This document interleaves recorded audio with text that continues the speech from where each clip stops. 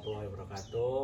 Nah, jadi di sini saya Simanto Kandiri, nama saya Raka Aditama dari Pendidikan Musik Universitas Lampung. Nah, jadi di sini saya akan mewawancarai salah satu pelestari budaya yang ada di Pringsewu, yaitu di Sanggar Logam Laras Wiromo, yaitu dalam proses pembuatan gamelan. Nah, saya akan melakukan wawancara dengan Bapak di samping saya ini. Yang pertama yaitu nama Bapak ini siapa? Jadi tinggalnya di mana? Bapak ini namanya Pak? Nama saya Hendri Pujianto, tinggal di Sidoarjo. Nah, terus sanggarnya ini namanya sanggar apa tadi Pak? Kalau sekarang Logam Laras Wiromo karena udah terdaftar di dinasnya juga, desa juga. Terus Bapak ini di sini sebagai apa? Jadi pemilik apa pekerja? Ya, kalau saya pemilik ya pekerja juga. Perjalanan sanggar ini Pak? Kalau perjalanan awal itu dari bapak, Mas. Bapak itu dulunya mengaji kecil-kecil lah. Gitu. Terus saya kerja, lihat bapak banyak pesanan itu saya bantuin. Saya nggak suka kerja gini. Ya.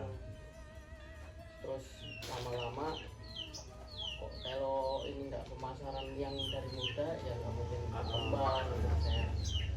Saya terusin, saya belajar juga lebih berkualitas lagi. Ya. Alhamdulillah sampai sekarang ya konsisten. Terus awal tahunnya berdirinya kira-kira tahun berapa ini? Kalau tahun itu saya belum lahir. Oh, belum lahir. 95. Oh, sekitar ini. Turun-temurun. Temurun sampai sekarang itu ya. Terus kalau di sini tuh buatnya gamelan Jawa aja apa ada yang lain? Gamelan Jawa, Lampung, Sunda. Jadi alasan Bapak mengapa mau terjun di profesi ini?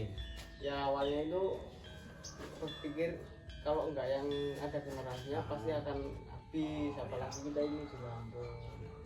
Terus di situ itu kalau gamelan itu memang harus dilestarikan. Oh ya, benar. Dilestarikan. Saya berjuang di situ sama teman-teman sih. Ya. Dan kalau mungkin awal mula ya nggak kayak gitu. Pengenalannya itu bertahap. Gitu. Kalau sanggar ini kan namanya gamelan kan ibaratnya budaya gitu ya Mas. Mungkin anak muda ya banyak yang kurang kenal gitu. Nah, jadi cara Bapak ini biar sanggar ini biar terus tetap berjalan itu bagaimana Pak caranya? Ya kita kerjasama sama distrik, terus desa. Ya. Kita ke sana. Gimana caranya mengembangkan? Karena di situ memang dianjurkan. Ya. Tapi tidak ada yang buat mendorong ke situ loh. Bahkan sekolah-sekolah itu dulu kan nggak mau yang namanya museumnya. Ya. Distrik itu tidak mengembangkan terlalu ini. Sekarang alhamdulillah bisa berkembangnya lewat situ, anak-anak muda tahu. Bahkan ramai sekarang. Dari segi ekonominya kira-kira omset penjualannya itu berapa Mas? Kita tidak bisa dipastikan. Oh, nggak dipastikan ya. Kecuali kalau misalnya kita itu ada kerjasama sama itu tender desa, terus tender dinas. Jadi kita itu tiap tahun, tapi kan nggak keluarnya nggak mesti yang ini, misalnya yang biasanya 1 sen, ini bisa 2 sen dibagi Lampung sama Jawa. Nggak bisa dipatok. Nggak bisa dipatok ya. Berarti tergantung dari mungkin permintaan. Ya. Pemesanannya itu dari daerah mana aja? Rata-rata. Rata-rata. Kalau rata-rata kalau Lampung itu Sukadana, Wonosobo, Lampung Tengah, terus Waikanan itu, Kalianda. Ya. Itu untuk yang Lampung. Ya, Lampung. Terus kalau yang gamelan Jawa nih? Gamelan Jawa itu nyampe Riau, Palembang. Bahkan kalau Lampung itu rata-rata Pringsewu. Ya.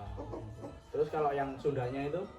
Lampung Tengah. Oh, Lampung Tengah. Lampung Tengah Sunda. Terus dari Kalianda ada. Sekarang kan ada teknologi yang terus berkembang nih. Nah, jadi pemasarannya itu caranya kayak mana gitu?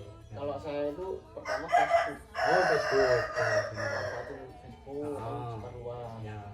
Terus marketplace. Oh, marketplace ya juga. Terus pengembangannya itu kalau saya itu kan pengerawit. Jadi saya itu kalau ikut perawitan sana, perawitan jauh-jauh itu sambil promosi. Ya promosi. Oh ya.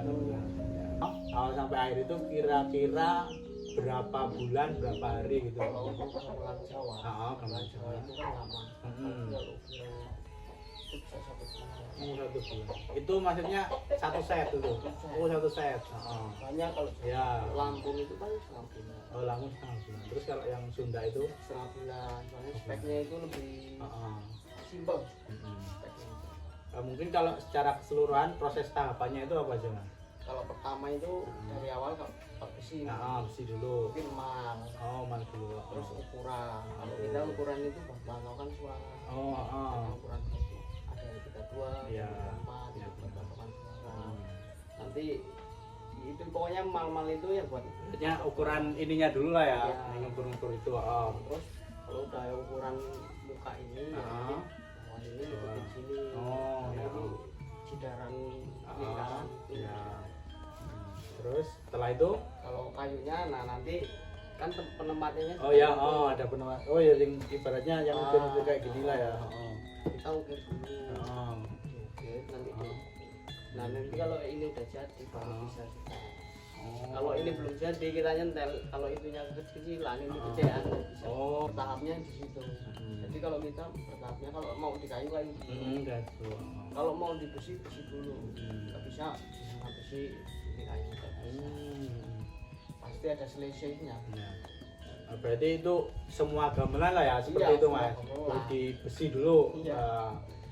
Kalau pelarasan kan biasanya kalau gamelan mungkin gamelan Jawa terus Lampung, Sunda itu kan larasnya beda-beda ya, Mas. Nah, itu acuannya gimana? Mungkin dari gamelan Jawa dulu. Kalau gamelan Jawa itu selendro pelok. Itu dari umum lah. Ya, umum. Kalau Sunda, kalau Lampung itu solmisasi. Solmisasi ya. Jadi kalau Lampung itu speknya berbeda, ukuran. Ukuran ya. Dari yang besar, yang kecil, yang mengutru. Kalau Sunda itu sama kayak Jawa. Sama. Cuma larasnya saja mungkin pelok. Kalau Jawa itu signifikannya itu banyak. Jadi pokoknya kalau Jawa itu apa aja masuk. Itu mungkin kalau yang umum aja ya biasa pelok pintu, ukurannya standar.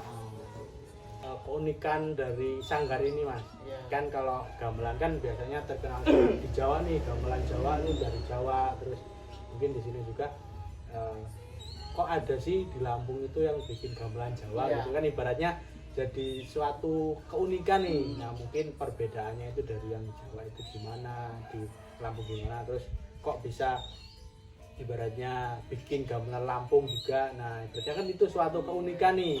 Nah, gamelan Sunda juga, nah ibaratnya nanti hal yang membedakan dari yang Jawa itu seperti apa, terus yang di sini apa, ini keunikan dari sanggar logam laras Wiromo ini apa yang menjadi keunikan dari sanggar ini nih yang berbeda itu. Kalau kami itu gini, Mas, jadi kalau bedanya kita sama di Jawa, mungkin kalau di Jawa kan orang beli nggak bisa lihat kualitas. Kita nggak tahu ini ketebalan berapa, brand berapa, ABC-nya dari drum apa dari drum. Kalau kita itu langsung ibaratnya dari pembeli langsung ke sini, Mas, saya mintanya ini ukuran segini, kita buatkan yang sama, speknya itu sama persis, kualitasnya sama ya. Terus kita jualnya itu enggak di sana itu grade A, di sini kita jualnya grade B. Jadi agak karena kita kan enggak pakai ongkos-ongkos. Benar. Terus kita itu kalau dari pembeli itu misalnya mintanya kayak gini, kita selalu dengerin. Jadi kita semaksimal mungkin itu yang rapi, yang jadi mungkin orang-orang yang dalam menarik daripada kita jauh-jauh, kita mending memberdayakan orang-orang yang sekitar situ aja, gitu yang bikin menarik orang-orang itu. Terus permintaan nama pun kita layani, kayak ada yang punya, ada yang stainless, kayak yang besi, kita samakan kerapiannya, speknya yang benar-benar sama gitu. Mungkin kalau perunggu kita nggak bisa, belum bisa produksi lah, karena kita kerjasamanya udah keluar luar juga loh. Berarti beda lah ya Mas? Beda. Ya udah Pemprov sama Kominfo sama udah dinas kebudayaan langsung dari pemerintah. Ini harus ada proyek dari sana dulu ya. Kementerian Budaya itu udah benar-benar memberdayakan banget gitu. Kalau kita kan masih ibaratnya orang Jawa tinggal di Lampung. Kalau kita kerjasamanya sama dinas-dinas itu, jadi kita harus bisa melayani yang Lampung, juga yang Jawa. Nah itu biasanya sini di Lampung kan gitu. Nah, mungkin ya itu saja ya Mas, tadi itu pertanyaan terakhir yang keunikan dari sanggar ini. Nah, mungkin itu saja yang wawancara pada hari ini. Kepada Mas Hendrik saya ucapkan terima kasih. Sama-sama. Mungkin itu saja yang wawancara pada hari ini, kurang dan lebihnya saya mohon maaf. Saya akhiri, wassalamualaikum warahmatullahi wabarakatuh. Waalaikumsalam.